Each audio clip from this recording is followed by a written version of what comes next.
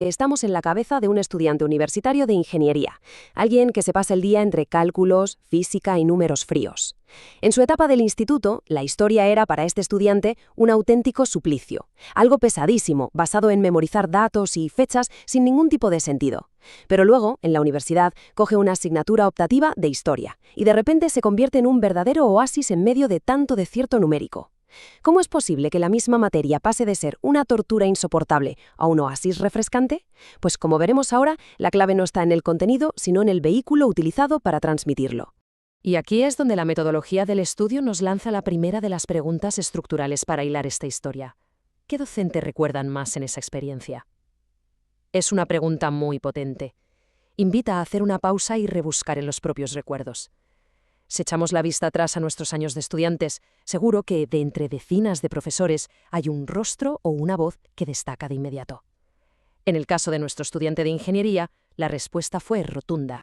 Efectivamente, la figura imborrable en su memoria fue la profesora de Historia de Colombia, alguien que impartía esa misma asignatura que el estudiante antes no podía ni ver. Esta profesora consiguió lo que parecía misión imposible, cautivar la mente de una persona que estaba 100% programada para las matemáticas y arrastrarla hacia las ciencias sociales, haciéndole disfrutar de una manera totalmente gratificante. Lo que nos lleva a la segunda pregunta clave de nuestro análisis. ¿Qué hacía diferente ese docente?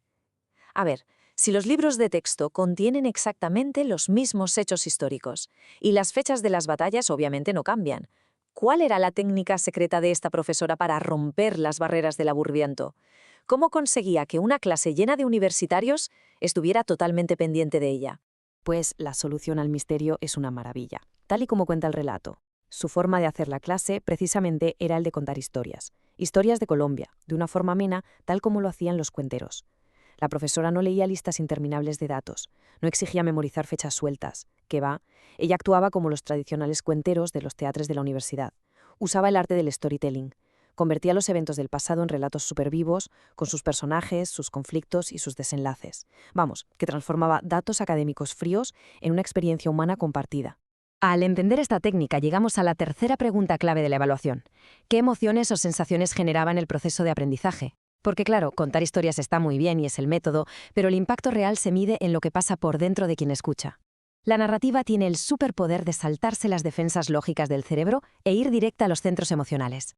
Veamos qué provocaba exactamente esto en los alumnos. Las respuestas documentadas son de locos. Parece que hablan de la serie de moda de la televisión. Fijémonos. Primero, dejaba cada clase en suspenso. Imaginemos el poder de un continuará al final de una lección de historia. Segundo, generaba unas ganas reales de que llegara la siguiente sesión. Y tercero, motivaba profundamente a seguir el hilo de la historia. El aprendizaje ya no era una obligación pesada impuesta desde fuera, sino una necesidad impulsada por la curiosidad interna. Estaban enganchados. Viendo todo este torbellino emocional, el estudio nos plantea la cuarta y última gran pregunta.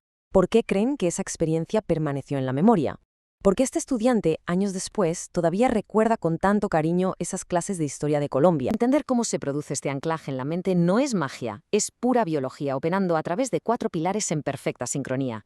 Todo empieza con el paso 1, la emoción. Al contar historias vibrantes, la profesora encendía una chispa emocional. Y esa emoción es un imán gigante para el paso 2, la atención. Es que es biológicamente imposible ignorar algo que nos hace sentir intriga.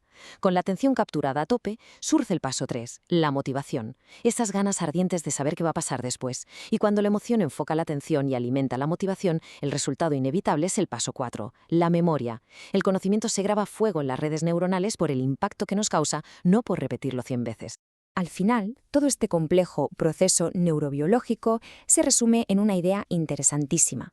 Las conexiones emocionales significativas transforman los datos en conocimiento inolvidable. Un dato suelto no tiene vida. Una fecha en un libro es solo un número más en el vacío. Pero si envolvemos ese dato en el manto de la emoción con una buena historia, deja de ser información inerte, cobra vida y pasa a ser parte de nuestra propia experiencia. Volvemos así al principio de nuestra explicación, confirmando que el cerebro, efectivamente, solo guarda como un tesoro lo que le importa de verdad a nivel afectivo.